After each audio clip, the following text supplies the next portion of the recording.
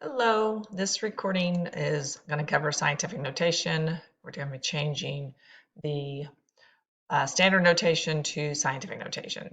But first, let's go ahead and review the real numbers. Let's look at a bigger screen with that. So it says the diagram represents the relationship of number sets. The four choices given will complete the diagram. Which best describes the set of numbers in block A? All right, so in block A, we have a fraction, a terminating decimal, and a repeating decimal. Okay, so are there integers in there? Are they whole numbers, natural numbers, or rational numbers? Okay, these would all be considered rational numbers because remember, a rational number can be written in the form of A over B. It will be terminating decimals and repeating decimals included. It does include all of the other subsets that you see. Okay, because they just kind of set this up as here's our natural numbers. I'm going to abbreviate. Here's our whole numbers. This B is the integers. So A includes all of those, and it's our rational numbers. All right, so let's see what this recording will cover. Today I am converting numbers that are in standard decimal form and should say into scientific notation so that I can change large and small numbers to scientific notation. I'll know I got it if I can explain how to convert standard decimal notation to scientific notation. Our essential question, how do I convert large and small numbers into scientific notation? All right, so let's look at some vocabulary. So this is important to take note here. So you might want to take a screenshot. This is considered scientific notation here. This first part of it is called the coefficient of scientific notation. Let me just jump down to here. And in scientific notation, the first number in the mathematical equation is called the coefficient. The coefficient must be greater than or equal to 1 and less than 10. Okay, so that's important. And then we have the times, and then this is a power of 10, which is this, so this is considered a base. This is our exponent, so it's 10 to the 5th power. So what the exponent represents, an exponent refers to the number of times a number is multiplied by itself. For example, 2 to the 3rd, it's written 2 to the 3rd, so it's 2 times 2 times 2. Okay, so just make sure that what this means here for 10 to the 5th power, this number would be 8.39 times 10 times 10 times 10 times 10 times 10, because this is 10 to the 5th power. All right, and back up here to the top, scientific notation is a way of writing very large or small numbers. Okay, so let's see if we can include this real quick video. Well, actually, no, we won't do that. But let me skip that and for the recording purposes. So we just talked about this. This first part is going to have to be greater than or equal to 1 and less than 10. And it's called remember, it's called the coefficient.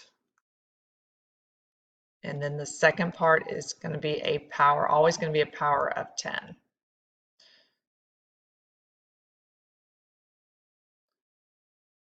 A positive exponent means multiplication by a power of 10. So 7.2 times 10 to the 4th would be the same as 7.2 times 10,000, because 10 to the 4th, you use that calculator. Let me open that up real quick.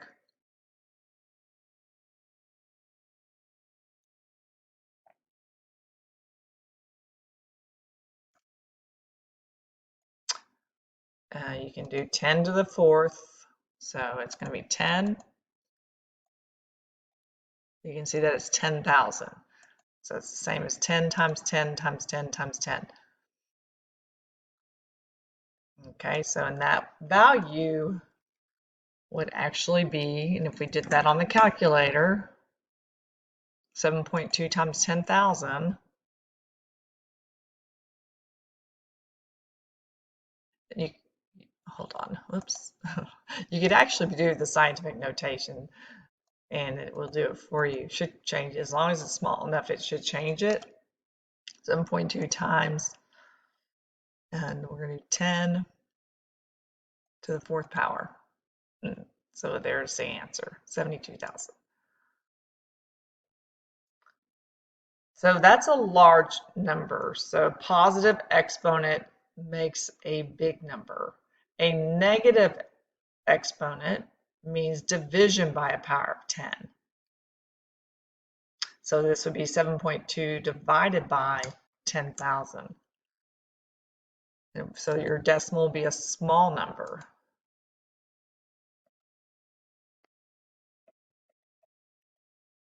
And there's the answer. Okay, so you would have the leading 0, and then you'd have 1, 2, 3, 7, 2. All right, let's go ahead and practice a couple here. So here's a large number. The steps are shown here. All right, so it's 3,250,000,000. You have to put the decimal right here between the 3 and the 2. So the coefficient is 3.25. And that's going to be times 10. And then our exponent is the number of places it's moved. So that's how we come up with a 9. So let's try this one. Change the pen color. We need to move that decimal all the way over to here. So then that's 9.548. And then count how many places it was moved. That's 3, 6, 9. So times 10, always a power of 10 to the 9th power. Here's an example for the small number. You have to move this decimal from here over to here, because remember that coefficient has to be greater than or equal to 1 but less than 10. So it's 4 times the power, we have 10. Now the exponent is going to be negative because it's a small number and it's the number of places it's moved. So it's moved 7 places to the right, it's a negative 7. Let's try this one. We're going to move this decimal over here between the 1 and the 2. So it becomes 1.23 times 10 to the negative, and then you're going to count how many places it's moved. It's 1, 2, 3, 4, 5. Gosh, I lost count there. 1, 2, 3, 4, 5, 6, 7 times negative 7. Really gets hard when they put all those zeros on there to see all that. So let's go ahead and practice a few more on this recording. So make sure you're working these out and understand them. So we want to change to the 45,800,000.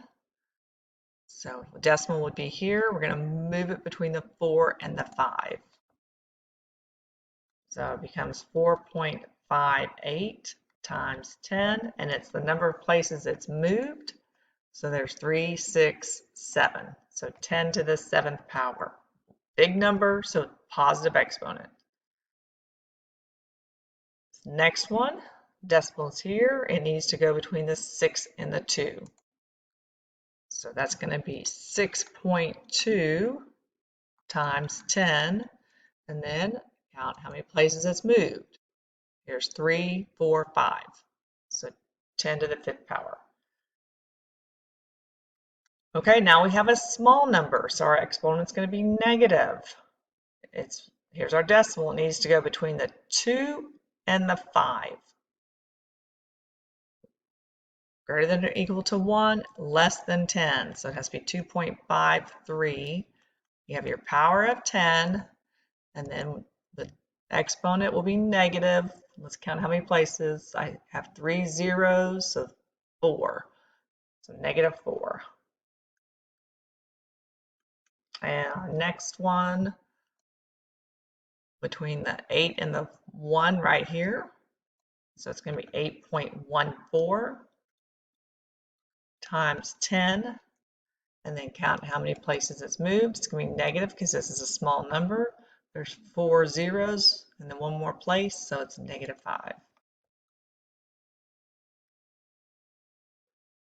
All right, let's go ahead and try a couple of problems where, now this is in words. It says a concert organizer sold 24,000 tickets online for various events across the globe. What is the number in scientific notation? So you'd have to know that you're going to write 24,000. So that's the standard notation. Then you have to change it to scientific notation. We're going to move that decimal over between the 2 and the 4. It's a big number, so if it's going to be a positive exponent, it's going to move 4 places. Let's try another one like that where it's in words. So the population of Texas is over 29 million. So this is what 29 million looks like. Our coefficient is going to be 2.9. It's a large number. It's going to be a positive exponent. There's 3, 6, it goes 7 places. All right, so let's look at this one. The mass of a textbook is approximately 0.00165 metric tons. How is this number written in scientific notation?